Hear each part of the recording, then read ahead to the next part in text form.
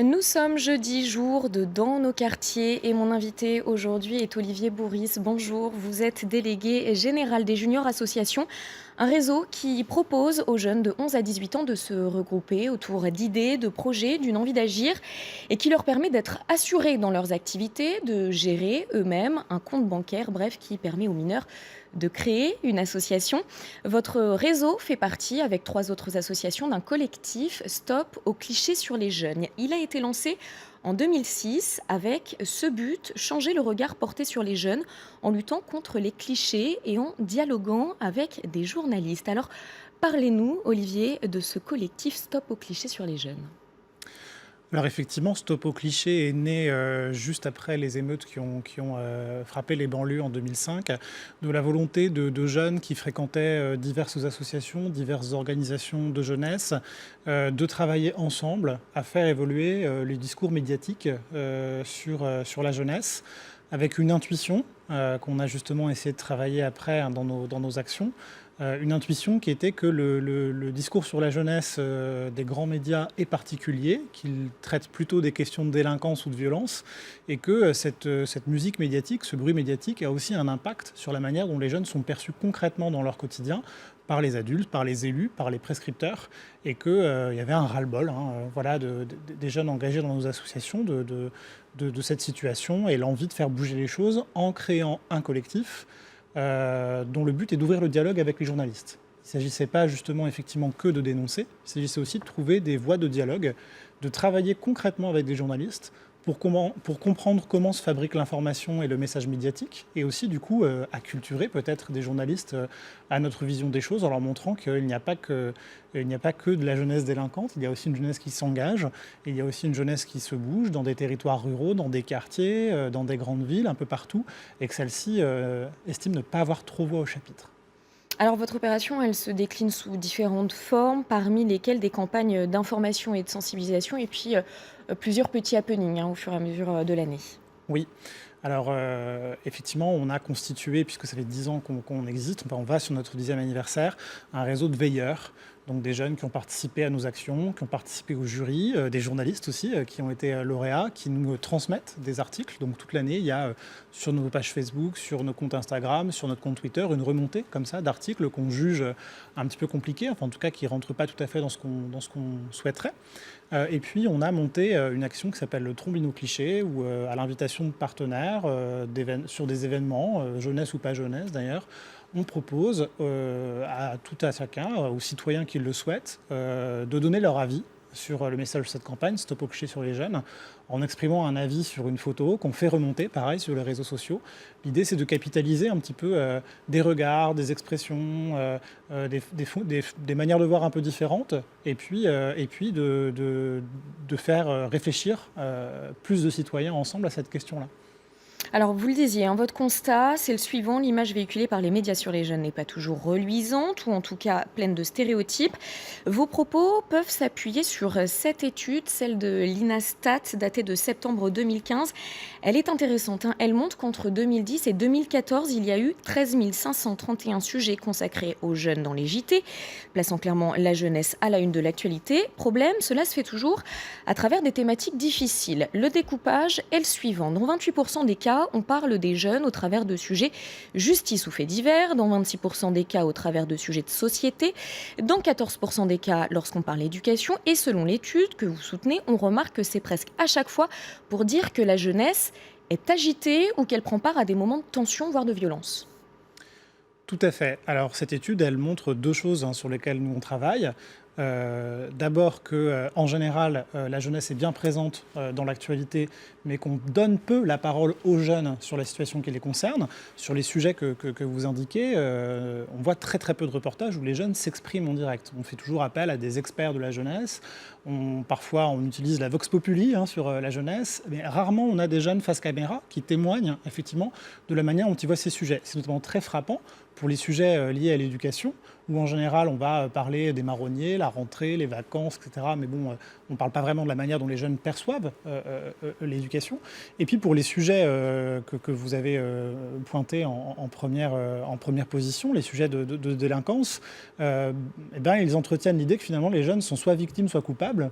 rarement des acteurs positifs. Et le fond de la campagne Stop aux clichés, c'est de dénoncer ça. C'est aussi de proposer d'autres choses, d'autres actions. Alors pas du tout pour enjoliver la situation. Les jeunes sont très lucides sur les situations difficiles de notre société. Ils sont même parfois eux-mêmes dans des situations difficiles. Donc le fond de la campagne n'est pas de dire on veut plus de messages positifs, mais on veut un message plus authentique. Voilà. Et c'est effectivement ça que les jeunes du collectif travaillent avec nous toute l'année dans le cadre de nos actions. Alors on va les écouter justement, les jeunes de votre collectif. Benjamin Cruard et Aurélien Casanova les ont rencontrés, spontanés et libres, ces paroles de jeunes pour Dans nos quartiers. J'ai 16 ans, je viens de Troyes. 19 ans et je viens de Carcassonne. J'ai 19 ans, j'habite à côté de Clermont-Ferrand. Je suis membre du conseil local jeunesse de Villejuif. Je fais partie d'un club de musique, le club Musique Bourdelle qui se situe à Montauban. C'est quoi le cliché qui revient le plus sur les jeunes? Rien du tout. C'est ça, souvent. Souvent on ressent comme quoi on n'a pas un réel impact sur la société. Et c'est même les jeunes qui se font des propres clichés sur eux. C'est-à-dire qu'ils ont tellement entendu dès leur naissance qu'ils étaient des incapables, qu'ils ne pouvaient pas penser, qu'à 16 ans ils disent « Ah mais non, mais les jeunes s'ils votent à 16 ans, mais ils voteront comme leurs parents. » Mais je crois que quand même il y a une catégorie de jeunes, et particulièrement les jeunes des banlieues, qui sont quand même réellement stigmatisés. Si on voit un jour un reportage sur le 94, ce sera certainement pas pour dire que on a le meilleur taux de réussite en licence. Ce sera sûrement pour dire que y a encore un groupe de jeunes qui a brûlé des voitures, un groupe de jeunes qui a brûlé une mairie. Il n'y a pas les mêmes attentes, il n'y a pas le même contact non plus au tout début, jusqu'à ce qu'entre guillemets on ait fait nos preuves. Et je trouve ça horrible. Tout est dans l'exagération, c'est-à-dire c'est soit les jeunes cassent tout, soit les jeunes à 13 ans ils ont leur bac. Il n'y a pas les jeunes normaux. Pour l'histoire de notre association, on est parti avec une image des jeunes qui pratiquent un sport de voyous, parce que le parcours c'est les Yamakasi, c'est les jeunes de banlieue qui sautent partout. On est parti avec une image très négative, et au bout de 5 ans, 3 ans, voilà, ça fait 5 ans, mais au bout de 3 ans, la municipalité et les habitants de la commune ont changé de point de vue. Moi j'ai des amis qui ont du mal à comprendre des fois l'intérêt que ça peut porter d'être dans un réseau ou dans une asso ou dans un organisme et qui comprennent pas. Pour eux, ça sert à quoi? Qu'est-ce qu'on y fait? Pourquoi? Une incompréhension. Ouais. Qu'on perd notre temps, on est... C'est vrai que oui, je pense que tous on a dû nous dire mais qu'est-ce que tu fais là? Du 30 000 clichés, c'est fait pour ça, c'est fait pour qu'ils dénoncent ces clichés-là et c'est eux qui le sortent. Donc on avait mis des affiches derrière, on accostait des gens pour demander, voilà, ou il y en a carrément qui demandaient, voilà, c'est quoi ça? Les réseaux sociaux, c'est pas juste pour parler de la pluie et du beau temps, on parle aussi de sujets sérieux, on peut débattre, prendre contact. Des fois on peut directement interpeller le journaliste ou la personne qui a fait, ça permet directement d'avoir un échange avec lui et ça fait contribuer les jeunes aussi à l'image que le reportage donne, et des fois le journaliste en prend, ou la personne, le politique en prend conscience. Il faut faire le premier pas, il faut oser et se dire je suis capable de faire, de créer un projet. C'est pas parce qu'on a moins de 18 ans ou même moins de 30 ans qu'on peut pas réfléchir, qu'on peut pas faire des choses, qu'on est incapable.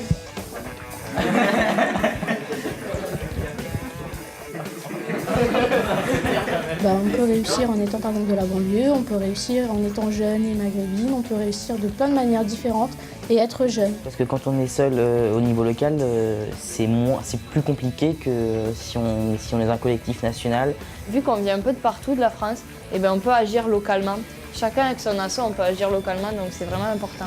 Tant qu'on n'aura pas enlevé les clichés sur les jeunes, les jeunes seront toujours discriminés et pas reconnus comme des vrais citoyens dans notre société.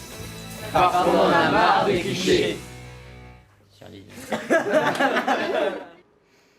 Alors dites-nous, Olivier Bourris, quel sujet les médias peuvent développer pour mieux parler de la jeunesse? Nous, avec Dans nos quartiers, ça fait des années qu'on donne la parole aux jeunes et qu'on leur donne bien. Donc on n'a rien à se reprocher, mais alors pour les autres journalistes, qu'est-ce qu'ils peuvent faire? Alors, je n'ai pas de conseils spécifiquement à donner aux journalistes. Par contre, je peux me faire l'écho des débats qu'ont les jeunes lors de nos séances de travail comme celle-ci, ou lors des jurys que nous organisons chaque année pour décerner des prix aux journalistes qui donnent la parole aux jeunes. C'est moins une question de sujet qu'une question de traitement. C'est-à-dire que, encore une fois, il ne s'agit pas d'embellir la situation. On a primé, dans le cadre du prix Stop au cliché sur les jeunes chaque année, des sujets difficiles sur les jeunes, des sujets sur des jeunes qui sont en déshérence, des jeunes SDF. Voilà. Donc, ce n'est pas un problème de sujet, c'est un problème de scénarisation, parfois, qui est dénoncé, où, encore une fois, on sent que le message n'est plus authentique. C'est aussi le défaut de ne pas donner la parole directement aux jeunes sur les sujets qui les concernent, qui revient souvent dans les débats que nous avons avec ces jeunes, qui, comme vous l'aurez vu, ont très très bien compris ce qu'ils souhaitaient et très très bien aussi analysé la manière dont le bruit médiatique les touche très concrètement dans leur vie quotidienne. Donc il y a une distance qui s'installe entre la manière dont la jeunesse est incarnée, notamment dans les JT et les grands médias, et puis la réalité telle qu'ils la vivent. Et c'est effectivement là-dessus que nous cherchons à agir.